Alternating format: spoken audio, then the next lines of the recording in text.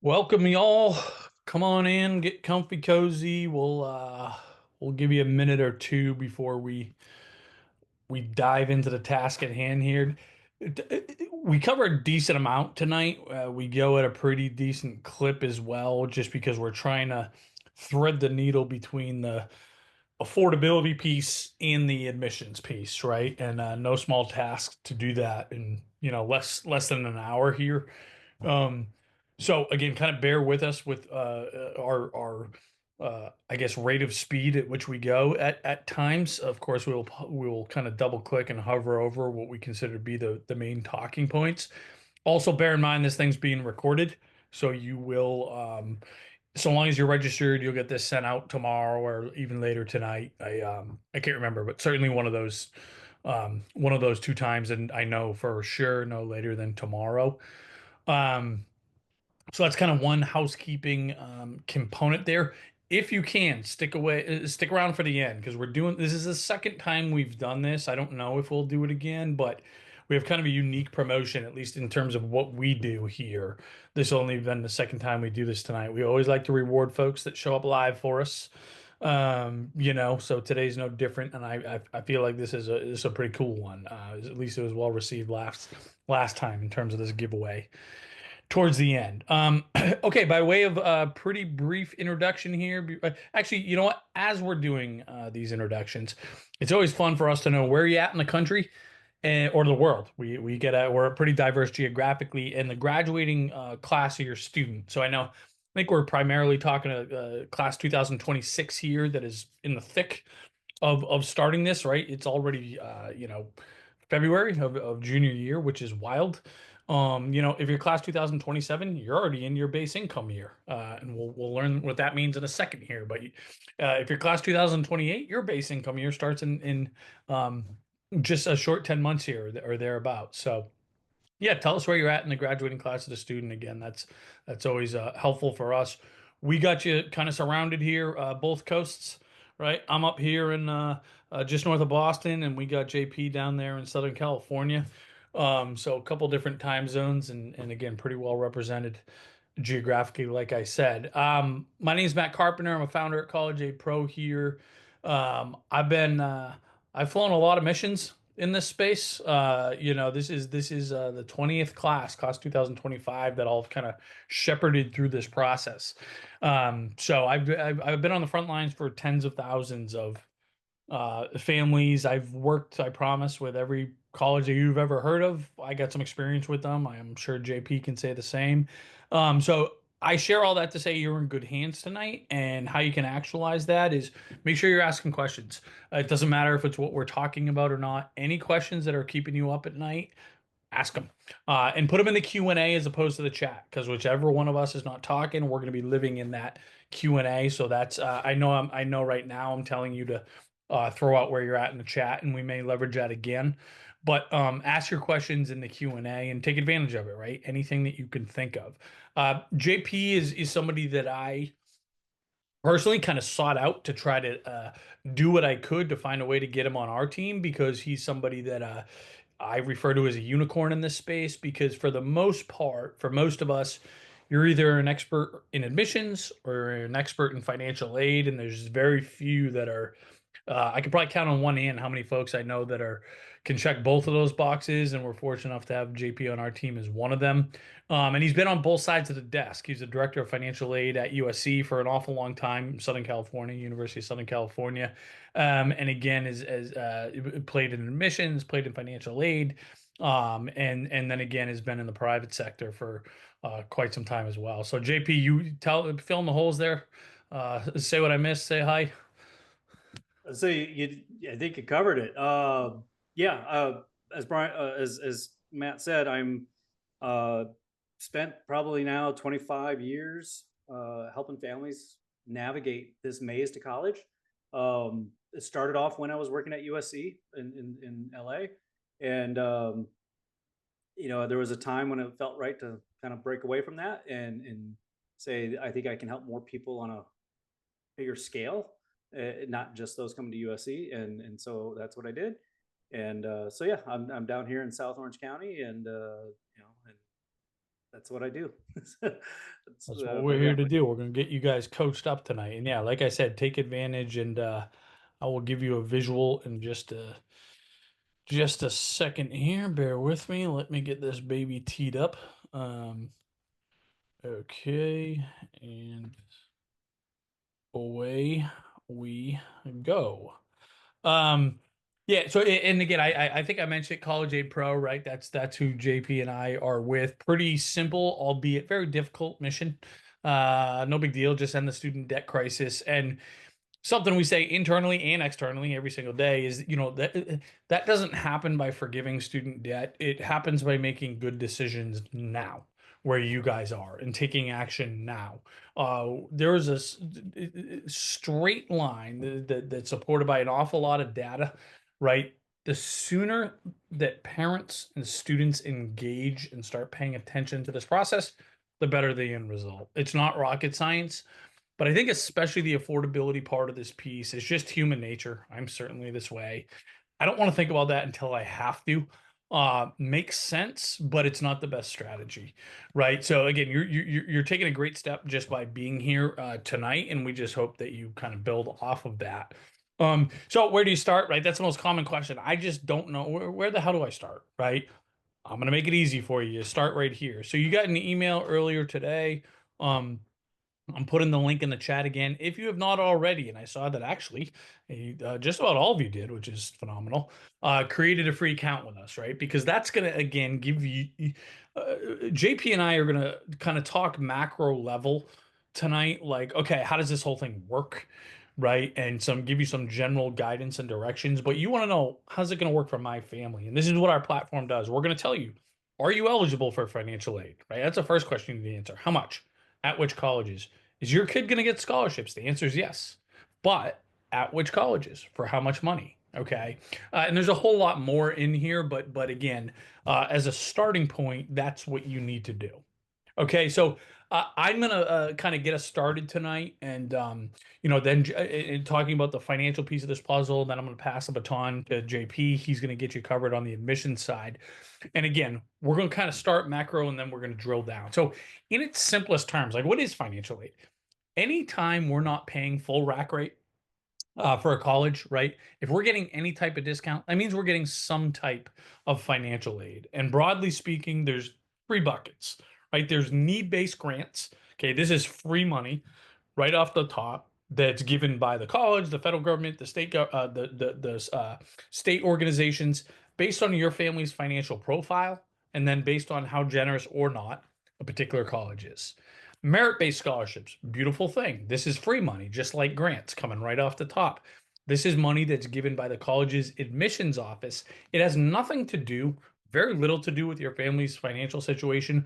This really has everything to do with your students' credentials, right? And less than a year from now, for you 26s, you're going to have these admissions counselors reading their applications, right? Reading their essays, looking at their extracurriculars, and there's going to be a percentage of them that are saying, "This kid's awesome. We don't care how much mom and dad make. We want them to come to school. We're going to give our school, and we want to give them a financial incentive to do that." Merit-based scholarship. The last type of quote unquote financial aid, because it is technically financial aid, is what the colleges kind of creatively call self-help financial aid. I call it a sexy term for loans. Okay. Now, everybody, the kind of cool part, or maybe the coolest part about this bucket, is that everybody that completes a FAFSA, I don't care if you're a billionaire, you're guaranteed, you're entitled to get up to $27,000 in federal direct student loans. It's an outstanding program. Whether you want your kids to borrow, whether you need your kids to borrow or not, we make the firm recommendation universally that everybody take advantage of it for one of several reasons, of which we won't unpack all of them tonight.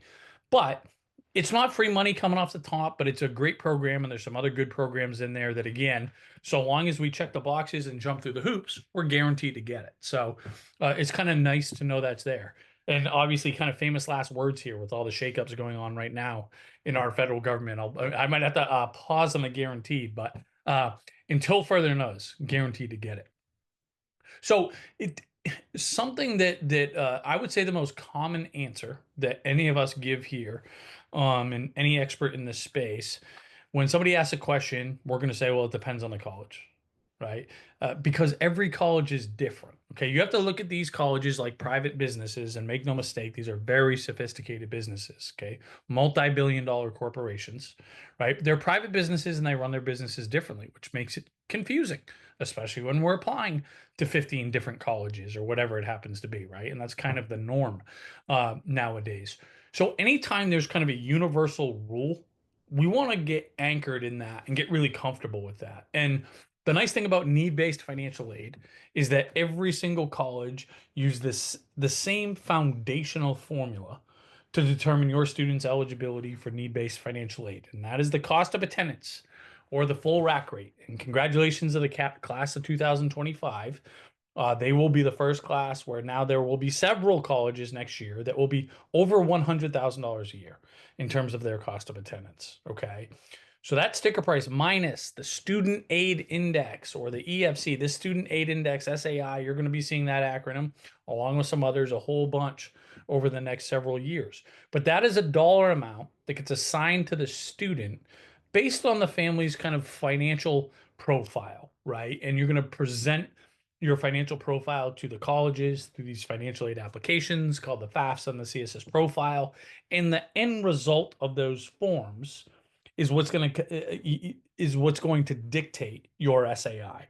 If your SAI, that dollar amount that's assigned to your student, is less than the sticker price at a particular college, well, that is the amount of need you are potentially, that's the key word there, potentially eligible for.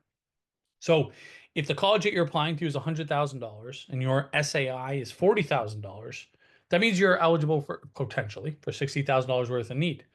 So who pays that? I know I'm going to pay the 40 grand. That's my kind of starting place at this college. Who pays the 60? Now it depends what college we're talking about. Some colleges meet 100% of need. Beautiful. We only pay 40 to go there. They're going to eat the 60. Some colleges not even close to that. So we pay the 40 plus a whole bunch more if we want to go to that particular college. So that's what I mean. I'm saying we got to understand A, what's our SAI, and then B, how generous or not are the colleges that we're applying to in terms of need-based financial aid and of course scholarships. Okay. Now there's a couple things that I want to talk about here when it comes to your SAI, what you should know about it, what you can control, what you can't. Again, something we say ad nauseum here, and I don't know, it's generally a good practice, but certainly applies to our space. We got to control the controllables, right?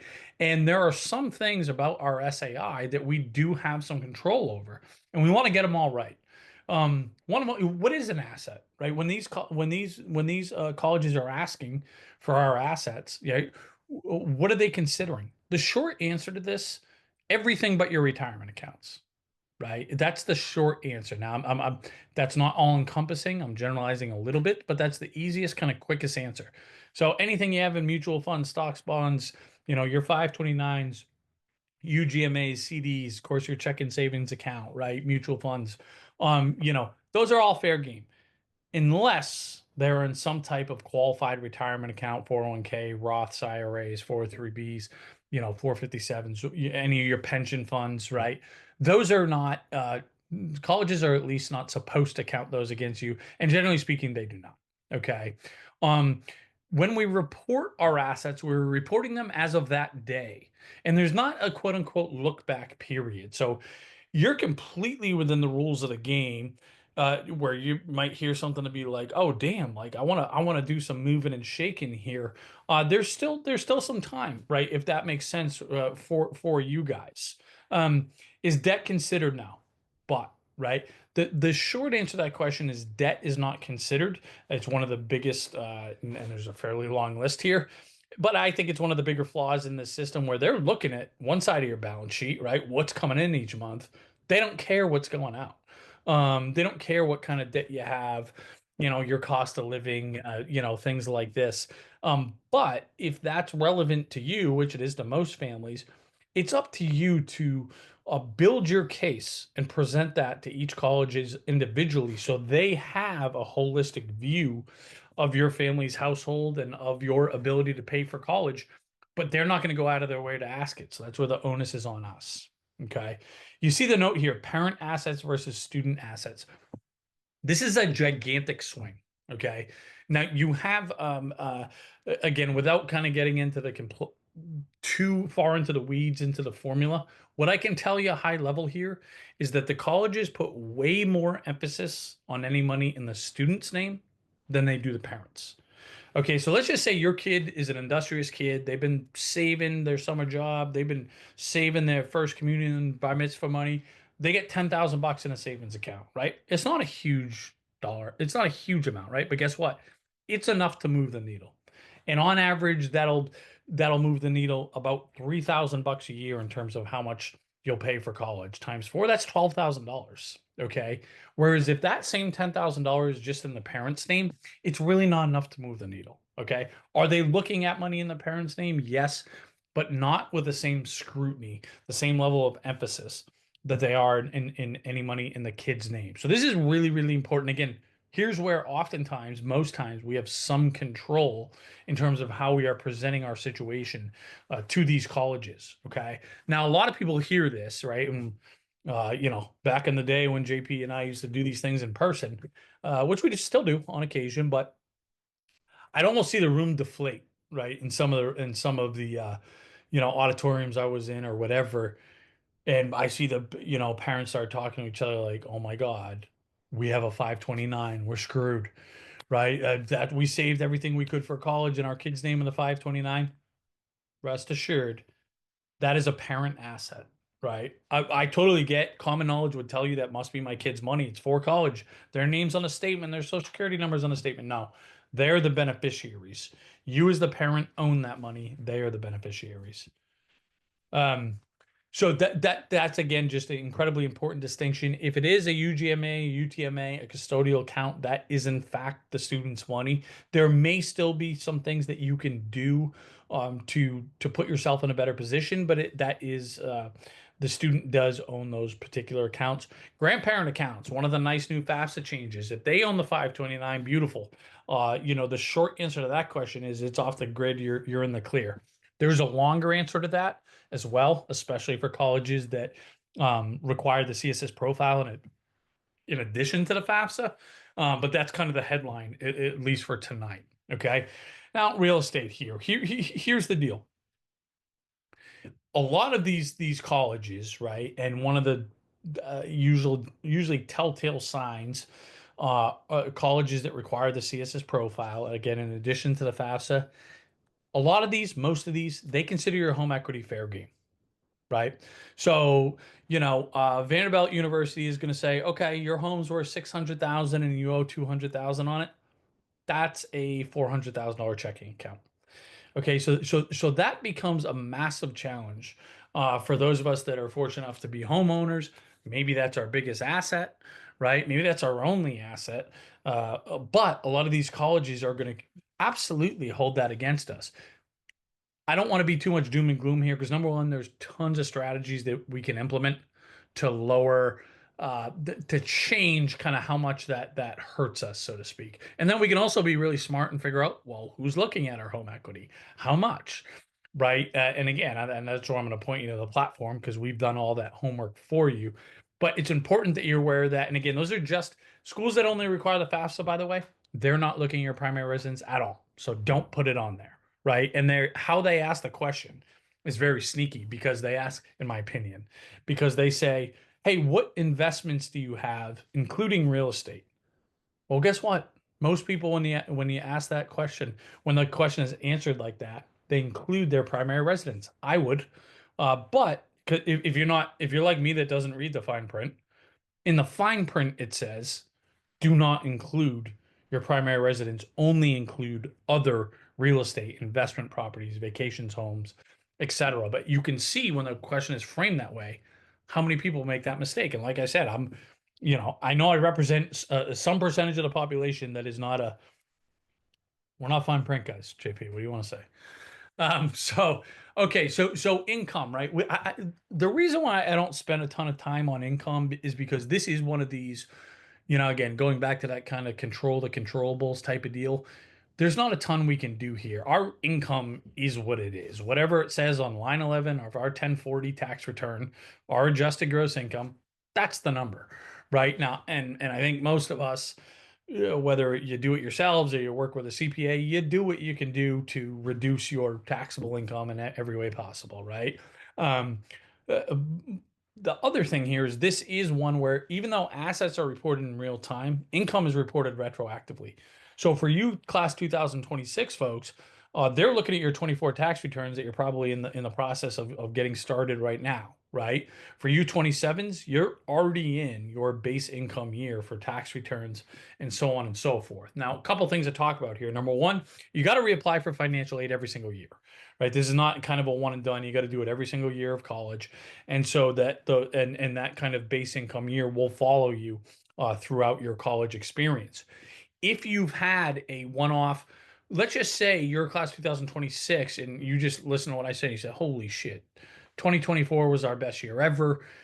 23 was way lower, 25 is going to be lower, and we're going to get punished because we had this anomaly of a year in 24.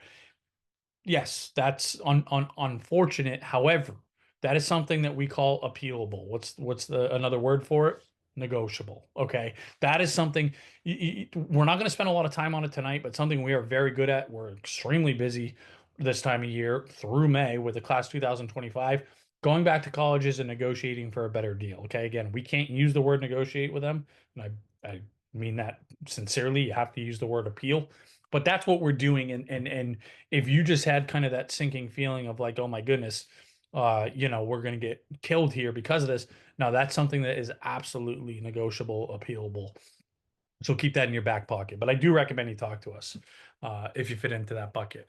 Okay, so look, some of you might even been tuning out for a little bit, going, I already know that I'm not eligible for need-based financial aid because I set up my account on my cap. I entered my information, and the platform told me that we can pay $175,000 a year for college, which, fortunately, we're not quite at that level yet. But said another way, that means we're not eligible for need-based financial aid.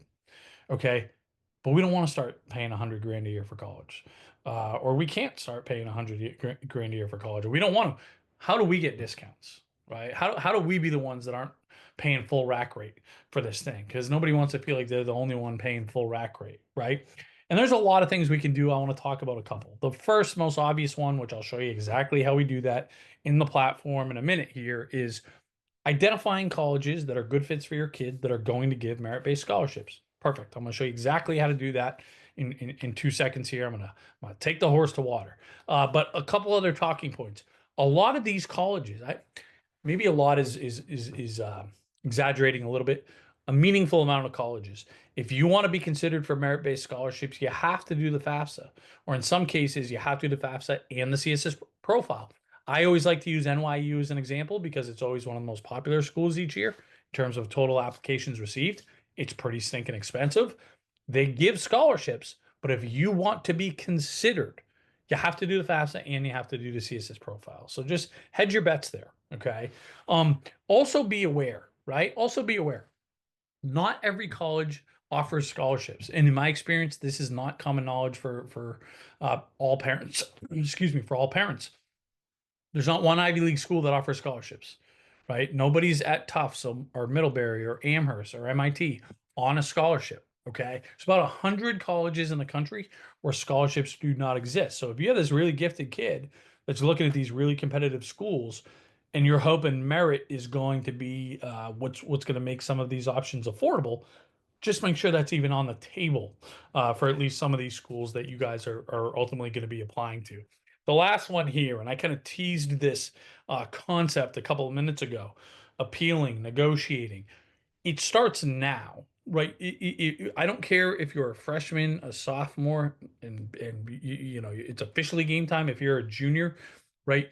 You need to start kind of building your case now, okay? And one way that we do that, especially if we're not eligible for need-based financial aid, we apply to competing colleges, okay?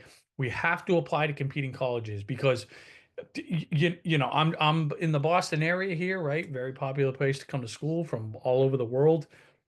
If you loved BU, right, but you hated Northeastern, and then you tell me, yeah, we're only applying to BU, I say, no, you're not. You're applying to Northeastern. We know you're not going to go there. That's okay. We're going to use that offer as leverage, and guess what? We're going to get a better deal at BU and then we're going to take your income off the table because we're going to say, or do you want us to go to your direct competitor? And you guys get the concept there, but you have to have leverage on your list, and it's way more often than not. The families that we support through this process will have colleges on their list that they will never intend to actually attend. We're just going to use them as leverage when we go back to their top choices and get a better deal.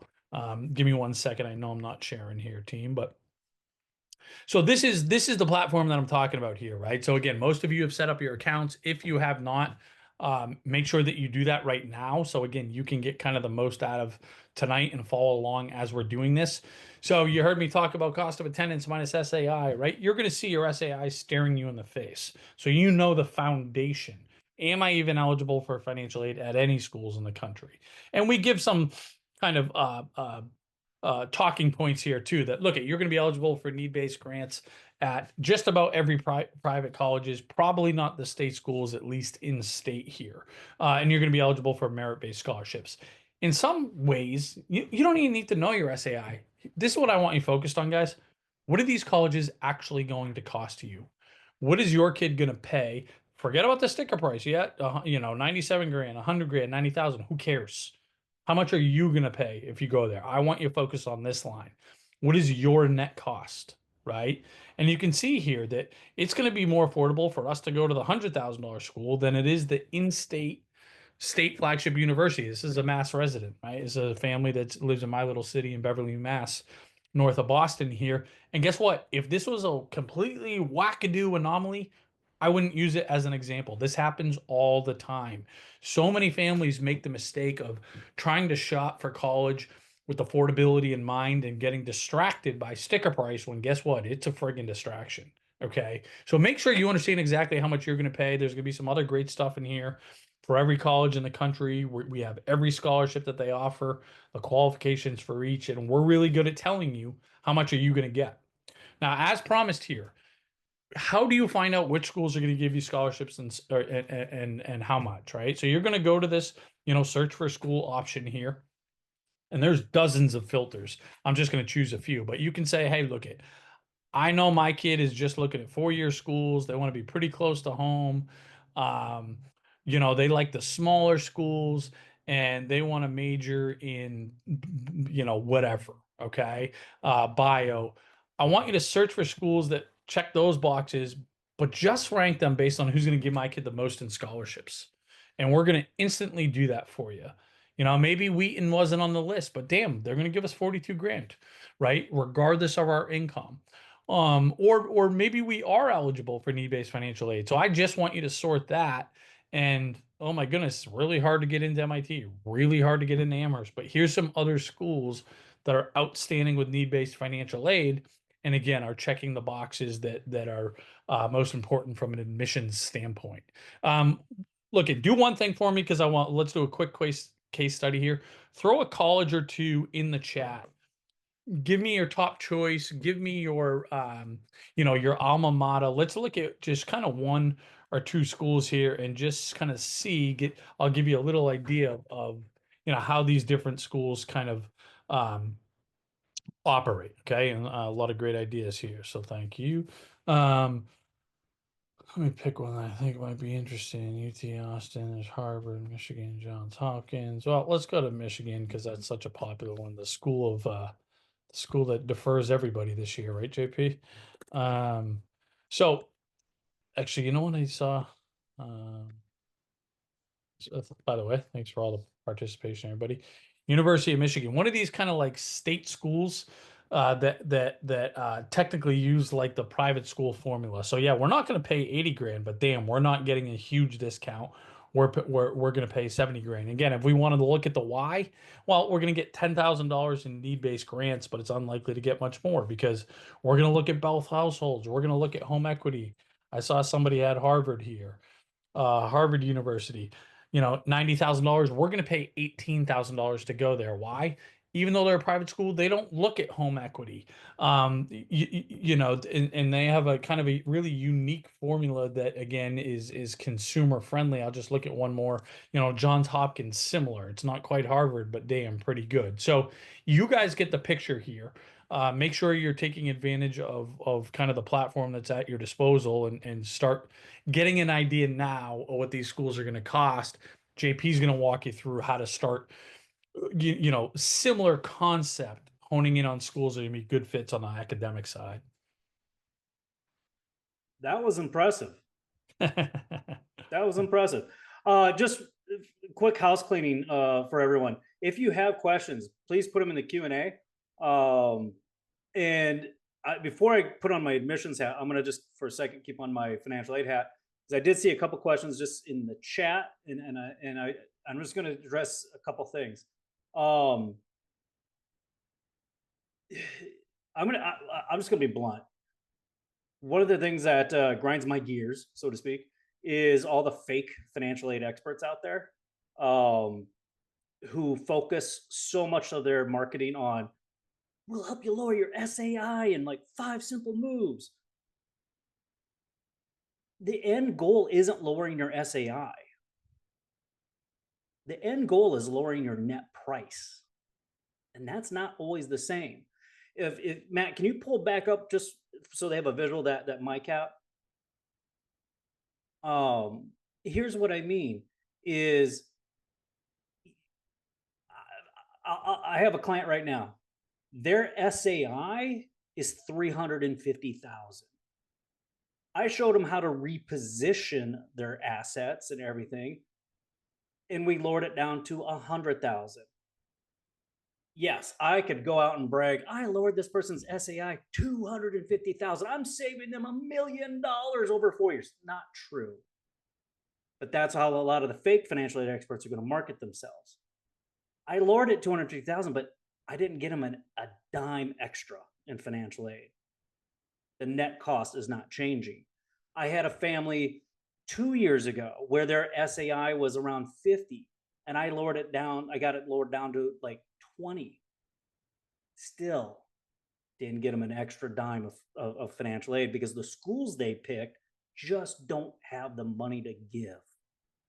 That's why Michigan, when he showed the price tag and how little financial aid they're going to give, it's because they don't have the money to give. So again, SAI, yes, that's part of the strategy, but that's part, not all of the strategy. Okay. I'm just going to stress this. Don't fall for the gimmicks. Don't fall for the fake financial aid experts who advertise like crazy, like, we'll show you how to lower your SAI. That in of itself is not enough. You've got to be able to find the schools that are going to give you the money then if you do lower it. So I hope that makes sense. But yes, that is, because there was a couple questions I think related to assets in general. I'll just say yes. We have a whole team of experts. We can talk about how you reposition and all of that stuff. But in the end, it's you got to do it in the same context of like, did this still save us money? Okay. Anyway, let's move on. So switching on now to my admissions hat. I want to just kind of talk about a little bit about what we should be doing and when we should be doing it. To give you some idea here, my juniors, my class of 2026 students, like, we're at the stage where we've got their list finalized, or we're close to having it finalized in the next 3 weeks, probably at the latest. And we're gonna like we've done the research, and all this stuff.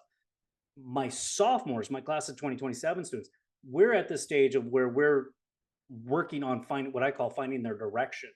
And this is important because, like, you see these questions here, these are common questions I get, but I always say the first question we should ask is, why am I going to college? Like, do I need to go to college? And this is important to, again, I call, have a sense of your direction, because it was in the mid to late 80s when colleges started going, it's okay to come here undecided. We'll help you figure it out.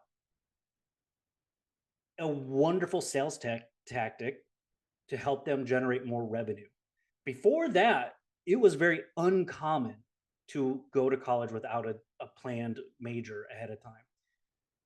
And back then, you earned that 4 year degree in 4 years. Nowadays, the average is earning that 4 year degree in about 5.5 years. And if you come in undeclared, I almost guarantee it'll be 6 years. So you got to think about, can I afford to pay for college for an extra 1.5 to 2 years? I don't know too many people that are going to want to do that when the price tag is like 100,000 a year. So to help mitigate that, I always say you got to know your why. You got to have a sense of direction. Okay. Now, this is admittedly, and I'm not trying to be mean, but this is where your school counselors are going to fail you. And I'm not faulting them. They are the most overworked, undertrained, and underappreciated people in the high school. But essentially, their training is going to be composed of tell me what you're interested in. Well intended, terrible, lazy approach.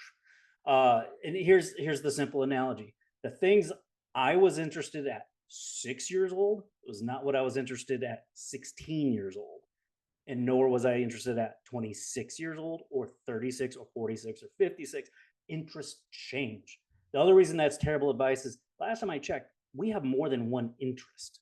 So when you say, "Hey, what are you interested in?" you're not helping me figure out what I should be doing. Okay, so you need to take a much more systemic approach. And it there's approaches out there. There's stuff I use in my practice, but you want to have that sense of direction. You want to have that a strong conversation, an honest conversation. Start it in 10th grade. It is not too soon. Now I know there's some admissions companies out there that say, "Hey, we'll start with middle school students, 7th and 8th grade." I'm like, for me, that's a little young. Like the kids be kids. But by 10th grade, you can start having these meaningful conversations with them and help them kind of figure out that sense of direction of why they want to go to college. So I encourage that to be your first question. Okay. But with that said, when it comes to like, I'm just going to kind of walk you through like the process of how I go, what I go through with my students, and ultimately this is the process that yields consistent results year after year, where the students 95% of them are admitted into one of their top three school choices. 97% of them, when they graduate, are entering their career within 6 months, or if they grad school is required, then they're in grad school. So this is a proven system, if you will. There's nothing fancy about it, but it's very practical, and I think you'll be surprised. Most families approach this process of finding narrowing down the colleges and what to do. Most families do it wrong. Most families do it backwards, and I think when you see this, it'll make sense. But can you just take? Yeah, thank you. So I always say, look, there's roughly 4,000 colleges in America, right? Very overwhelming to think about, like which one's the best and all that stuff. Which one should I apply to? And it's natural, we tend to think of the ones that we grew up near, or the ones that have the big name because of marketing, or maybe the football team or whatever. But I also want to stress there is no such thing as best. Okay, I don't care what US News ranks a school. I mean, if you're not familiar with US News rankings, I'm just going to tell you, great, stay away from it. It's the most worthless thing out there. It's the biggest joke to those of us who are on the inside. But man, I have families that swear by, like, "Oh, this is the number one ranked school." It means nothing. None of those rankings have anything to do with the success of your child. So yeah, ignore all rankings as far as I'm concerned. But I'm just curious, like, if for any of the families maybe that are out there, this is going to be one of the few times I'm going to say put something in the chat. But what are some of the things, if you started looking for schools, like you've talked about schools, what are some of the things that you are basing like, what are you looking at? What are the factors that you're looking at? If you have thoughts, I'd love to just throw them in the chats here. Let's see what we got. And just to give you some prompts, guys, right? Is it is it location? Is it the size of the school? Is money the biggest driver? Is it, ROI? Geographic location. Yep. Number of students. Oh, okay. Yeah. Yep. Subject matter. Uh-huh. Okay. Okay. All right. Undergrad programs, location from home. Yep. Yep. Okay. All right. So I love some of these answers. Um, so I'm gonna on the next screen that we're gonna show you is just again a very pragmatic approach of how I would encourage everyone to think about the way to build a list of colleges or think about the colleges you're going to ultimately pick or narrow down to. Again, it's nothing fancy, it's nothing magical. You might say it's boring, but it's what yields consistent results year after year after year. So, if you wouldn't mind just going to the next screen here. I'm going to tell you, think of this as a funnel process, right? We start with those 4,000 schools. And first thing you want to do is narrow it down by what I'm going to call just generically academic fit. And super simple. Does it offer the program? So if you want to major in marketing, obviously the school needs to offer that major, right? So I saw some people said that listed that as like, hey, we're basing upon what they offer as a major or the undergrad program. So you're on the right track. And you'd be surprised, right, JP, about how many people just kind of assume. I think it was UCLA. You had that great example Oh of yeah, like everyone's like, where I live, people are like, "Oh, my kid's gonna go to UCLA." Oh, okay, yeah, it's a fine school, and then like, what are you gonna major in? What do they want to be? And they're like, "Oh, they're gonna study business." I'm like, "Well, then you're not going to UCLA, at least not for undergrad." And they're like, "Well, no, they got to go to UCLA." I'm like, "Well, no, then you can't study business." Well, no, they got to study business, and I'm like, "They don't offer it." So anyway, so you got to offer that. It has to offer that program. The next thing, after you figure out which schools are an academic fit, then you're going to run them through what I say, run them through my cap and go, are they a financial fit? Does it fit your budget? Look at ROI. Uh, so many people don't pay attention to ROI. I have a family this year where I'm going to round the numbers, but like they were looking at schools for their major and they're like, okay, if he goes to school A, the projected salary there is 70,000. He goes to school B, the projected salary is 80,000. He goes to school C, the projected salary is about 90,000. I'm like, well, we should go to school C. He's going to earn the most money. And I'm like, yeah, but if you didn't look into the details, and school C is going to cost you 200,000 to do it, that's financial suicide. I'm sorry, that is a negative ROI. Whereas the school where he was going to have an average salary of 70,000, they were able to attend that for the cost of about 50. Well, that's a great ROI. That's a wonderful financially. He'll be much further ahead his whole life going to that school that he's, even though it's going to earn a lower salary because it put the family in less debt overall. You got to look at the ROI. I can't stress that enough. But then anyway, so these are the two things I say are must have. You must be an academic fit. Then you run it through my cap and go, is it a financial fit? Once you pre-vetted this list, maybe you get it down to like 40 schools or so, 35 schools. You hand it to your child and say, now you can shop. Let them shop, because you know that no matter what they pick, it's going to be an academic fit. It's going to be a financial fit. They can pick all the narrow down based upon their I wants. This is what we call personal fit criteria. Okay. And then once they get it narrowed down, and I always say, try to get it narrowed down to around like your top 10.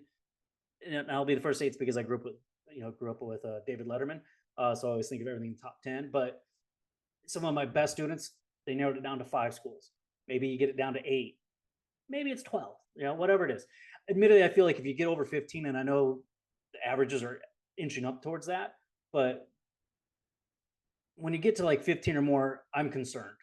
Frankly, I'm concerned. I'm thinking you either don't know who you are and what you want, or you didn't research the schools enough to know what they offer. And then the other, on the just the practical side of it, is going, are you ready to write that many essays? you might be writing 80 essays potentially. So I get very nervous. But anyway, once you get it narrowed down to your top 10, then you build your admission strategy. Okay. So again, where I'm at in this process, my sophomores, we're finding that direction. We're getting we're answering that why college. The They are narrowing down that school list.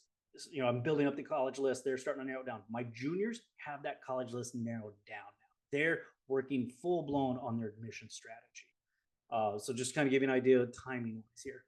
Now, I just want to dive in a little bit deeper about academic fit because, again, it doesn't offer the program. If you don't know how to do this, I'm going to tell you basically use Google Common Data Set for any school, and you want to pull up their data and make sure is your student at least at the 25th percentile for GPA, test scores, and all that stuff. And yes, test scores matter. That's a whole nother topic, but they absolutely matter, even in this world of test optional. I think one of the biggest things that is overlooked when it comes to academic fit is the learning environment. I put my kids through an aptitudes assessment where I learn how their brains wired and how they learn. Do they learn through reading and listening like traditional school, or do they learn through group projects, experiential learning, and such? So, however their brains are wired to learn, I want to find the schools that offer that kind of learning environment. To me, that's a huge factor. That's going to be determining their success. And then there's all the other common things like student faculty ratio, average class size, research opportunities, all that. These are the kinds of things, and there's more, but these are the basic things that I think about when I'm looking at a school and narrowing it down based upon this academic fit. Let's move on now to that financial fit. Can we afford it? Right? In a nutshell, I'm going to say you got to figure out what your budget is. And there's a tool in the MyCap that can walk you through how to figure out your budget. And simply then, will the schools fit your budget? That's the simplest way I can put it. And I'm gonna put on my financial aid hat again for a moment, and I'm gonna have real talk, serious talk. But this is gonna be a downer for a moment. So, 25 years ago, I was a director of financial aid at USC, and I would have families sitting across my desk, and I'd telling them, "Don't come here. This will be financial suicide if you come here. You're going to be in way too much debt. Please don't come here." They never listened. There's 5 families I have burned in my memory. They didn't listen. They were drinking the admissions Kool-Aid like, rah, rah, rah, this is the best school. And because of social media and, all that stuff, I'm still connected to all these families. And, well, they're, the kids are now adults. Here we are 25 years later, and I have conversations with them, and they'll tell me like, those 4 years at USC were the best years of my life. I'm like, oh, that's nice. Great. I'm glad to hear that. And they say, no, you don't understand. When I graduated, my life has been a living hell ever since. They have good jobs with good pay, but they were in so much debt that they either had to move back home or they couch surfed with friends, or they certainly pushed off normal life milestones, pushed off marriage, pushed off buying a house, pushed off having kids. And they're like, we've been struggling and we should have listened to you. Though those parents back then are now trying to retire and haven't been able to retire because they have so much debt. So I want you to hear me, because this is every parent's knee-jerk reaction. I'm guilty of this, so I'm in the same boat. But when my kid says, "But Dad, this is my dream school," knee-jerk reaction say like, "Well, we'll figure it out somehow." I'm telling you, no family magically figures it out. Every family that says that word, that phrase, overpays and goes into too much debt. It's the harsh reality. Not that I'm a fan of Dave Ramsey so much, but one of the catchphrases he likes to say is, "Don't be normal, because normal is broke." I'm telling you, don't be normal. You need to know your budget. You need to stick to it. And I know I'm making it like a hard line, and I'm in the same boat as you. I'm going to be guilty going, I'm going to break my line, but the stronger you can, make that line and stick to it, you're doing yourselves and your children a favor. Okay. So use the MyCap software for that. Okay. Again, those are the 2 must things: academic fit, financial fit. You narrow it down, let your child shop based upon their personal fit. And these are all, again, variety of the topics. But for me, the most important one is the one you can't research, at least not on paper or whatever, or not online. And that's just simply, does the college vibe with you? And I don't know how else to describe it other than, does it have a, every school has a vibe, just like every city has a vibe. When I go visit Boston, or I go to New York or San Francisco or Chicago or Austin, they all have different vibes. Do I vibe with that? Same thing with the college campus. And so I'm not saying you have to visit the campus prior to deciding like I will apply or not, but before you decide to apply ED, or before you commit to a school, you got to visit. I've had too many students who didn't take me up on that and said this is the perfect school on paper, and they showed up and ended up dropping out after the first semester because it just didn't vibe with them. So that's probably the most crucial piece that I'm going to tell you about personal fit. Anyway, so let's say you get it narrowed down. Your kids get it narrowed down. My juniors right now got it narrowed down to their top 10. What's your admission strategy? I sit down with a child and I say, pretend I'm the admissions person right now at such and such school. Why should I admit you? Oftentimes I hear the same basic phrase, like I have good grades, I have good test scores, I'm a hard worker, blah, blah, blah, blah. And that's what it sounds like to admissions, blah, blah, blah, blah. None of that is special, okay? Now, I will say, if you're applying to schools that are not very selective, meaning they admit 80% or more of their applicants, and hear me, I'm not poo-pooing those schools. My undergrad, which I think is the greatest school in the world, accepts 89% of the applicants. And I'm sure Matt thinks the same about his, right? So I'm not poo-pooing these schools that are not selective. I think they're some of the greatest schools. But those schools that are not selective, I will say your defensive strategy for admissions is probably going to be sufficient. But as that admissions rate drops, flip of a coin or lower, you need a strong offensive admission strategy. Okay. And so let's go to the next, so I can just kind of explain what that means. Defensive strategy is the stuff we probably think of. It's your academics, your GPA, test scores. Again, like be above the 25th percentile. They're going to look at your academic rigor. And I'll even say defensive strategy is like the common extracurricular activities, like captain of the football team, captain of the mock trial team, first chair in band, that stuff. Again, that's like, remember Charlie Brown? It's like, wah, wah, wah, wah, wah. It means nothing to admissions because 1,000 other applicants say the exact same thing. So you have to have a strong offensive strategy.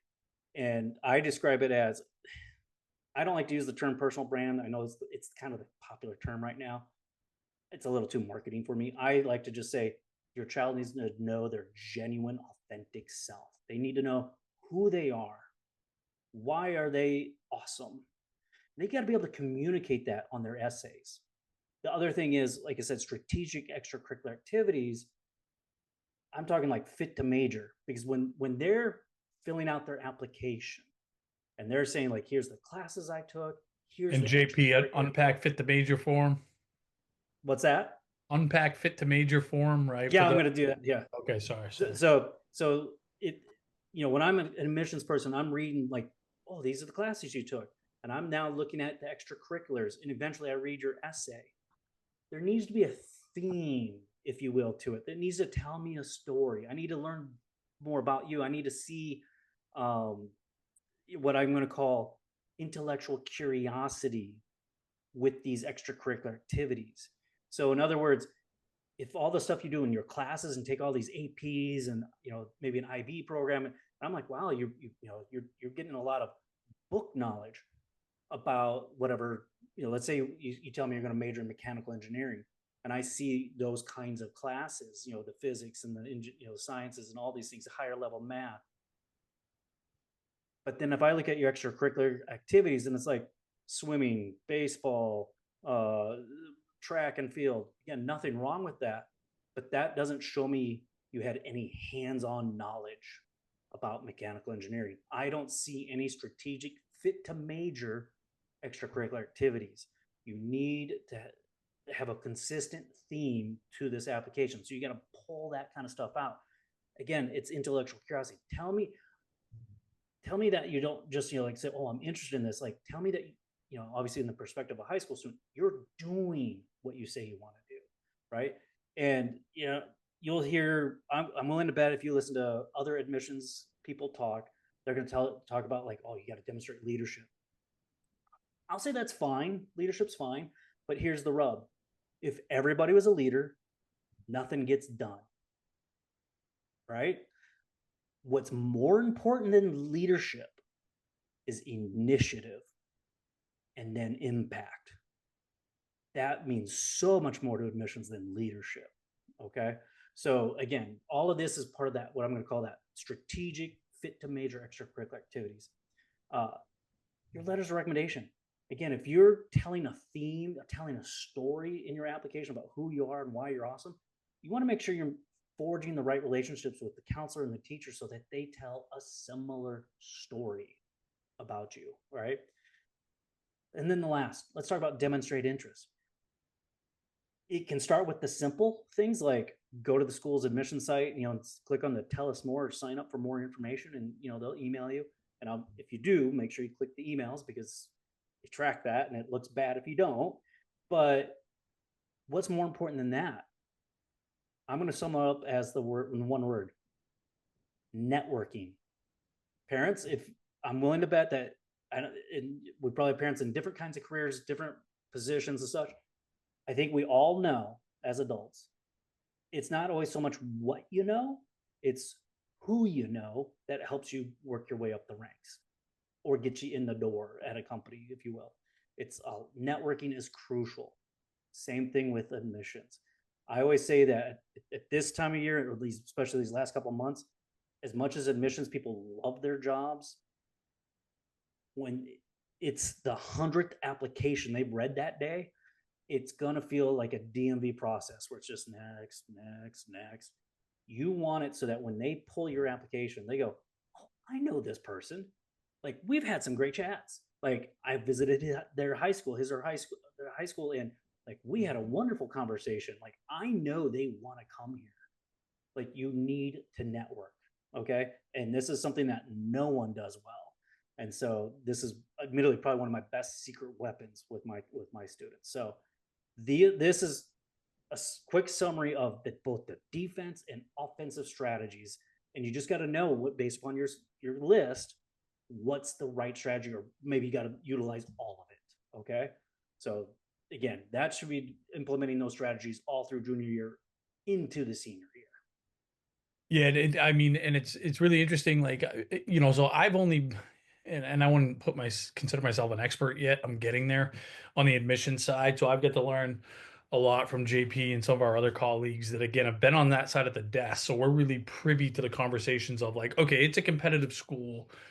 It's the admissions committee is debating between two applicants, who gets in, who doesn't, and why.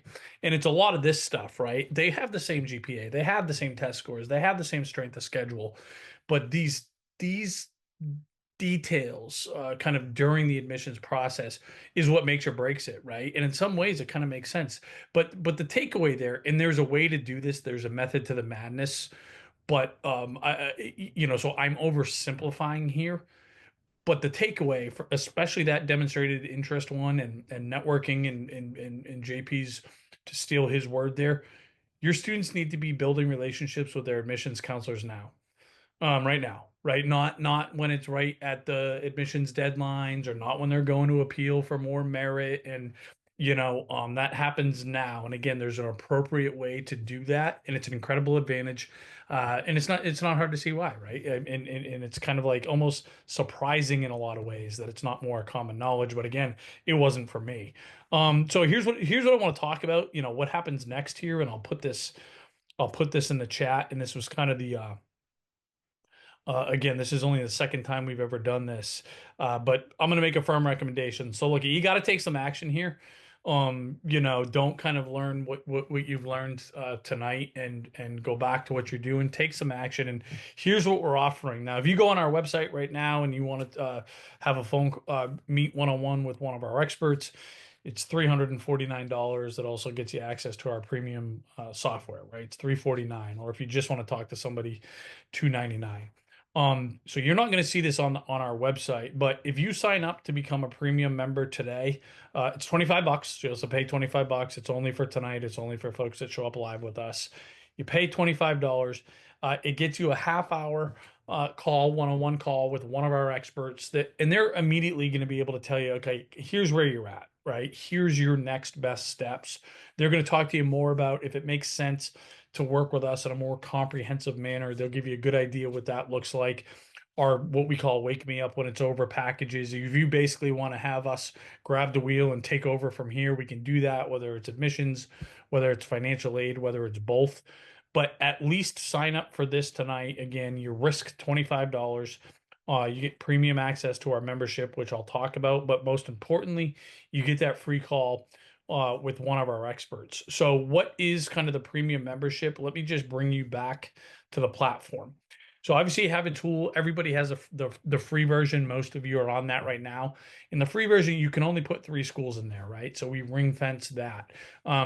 You don't get access to this being able to sort based on who's going to give you the most financial aid, who's going to give you the most in scholarships, and it also doesn't include our free private scholarship database. Okay, so those are some things that you get again. So guys, even if you spend $25 to build a huge list of schools based on who's going to give you the most money, that's meaningful value plus a 30-minute call, with one of our experts. Now, if you're loving the membership, if you're loving the platform and you want to stay on, most people do, it's $10 a month after that, right? If you're not getting any value, cancel right away.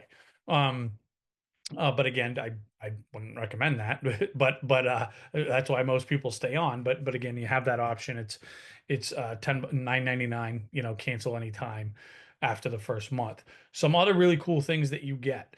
This Cap Academy here, and again, this is just in our premium membership. We have things like every other Monday, we have live office hours. So our experts are showing up saying, guys, what are your questions? We'll talk about some live, we'll bang away in the Q&A every other Monday. Every other Thursday, we have members only workshops. So that's where we talk just inside baseball stuff. So just another layer down from these webinars, where as a matter of fact, we've done entire members only workshops just on demonstrated interest. What is the appropriate way to contact our admissions counselor? How do we even do it? Right. So again, just kind of inside baseball stuff. A whole bunch more that again is if you're sending your kids to college, you should start here, make the $25 investment, talk to one of us for free. In addition to that, if we prove value, you'll want to stay with us. And again, you can learn more about our comprehensive services. Well, I want to work with JP. I want to work with one of your admissions experts. I want to work with Matt and have the inside baseball for financial aid. You can do that, and we'll talk about again those wake me up when it's over services.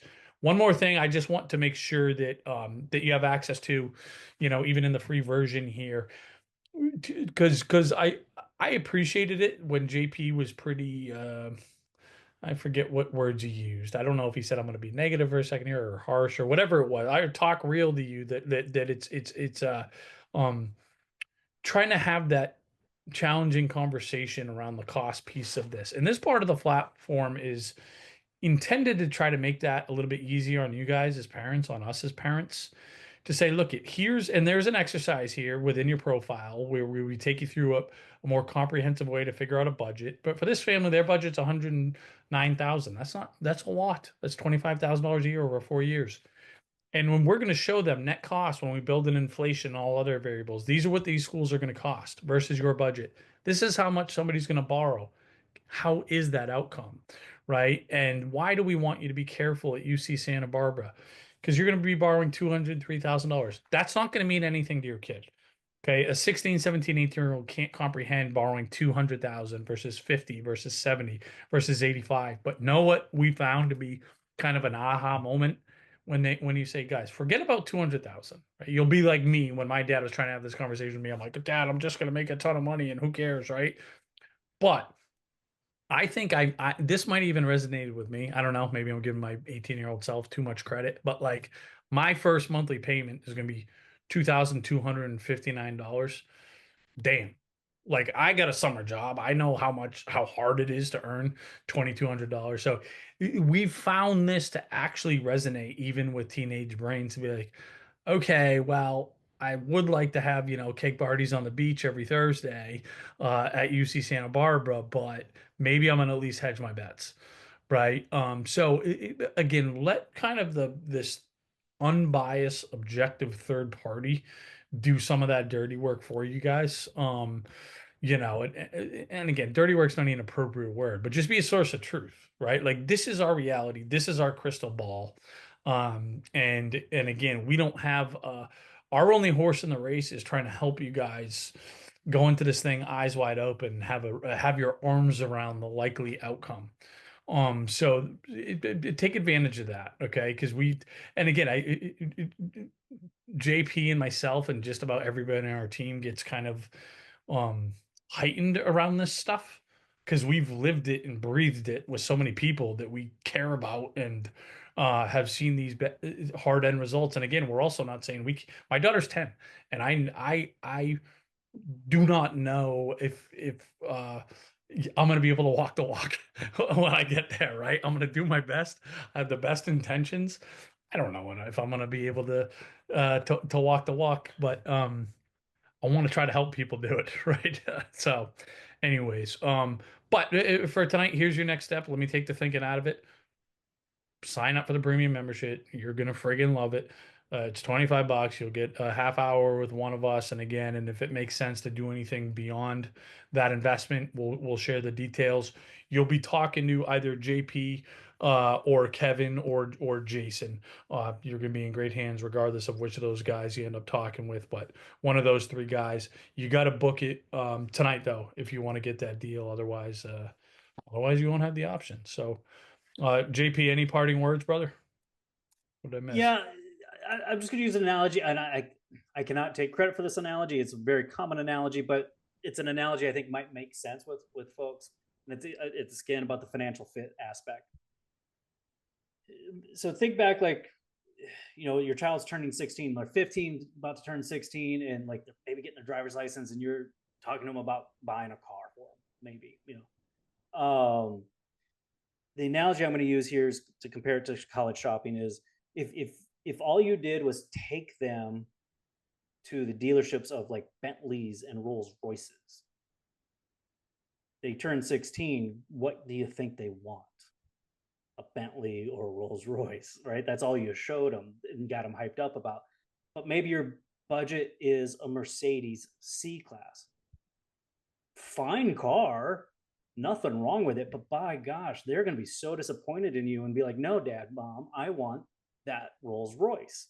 And please, we'll get the puppy dog eyes and go, I want that Rolls Royce. And we're going to say, figure it out, right? We wouldn't do that. So just like you wouldn't buy a house and go, oh, we're going to go to the nicest neighborhood, pick out the nicest house, knock on the door and say, hey, we'd like to buy your house. And you sign a contract. You wouldn't do that. You would go like figure out what's our budget, what are we approved for, et cetera, et cetera. Why don't we do this with college? Right? We need to. If we're gonna if we're gonna help end this student debt crisis, we need to transform how we shop for college.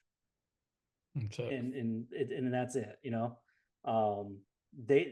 Higher education is $1 trillion industry. They spend millions on marketing to convince you to send your child to their school and to overpay. You need to be smarter than the marketing. You need to be aware of what's going on. 100%. Well said, brother.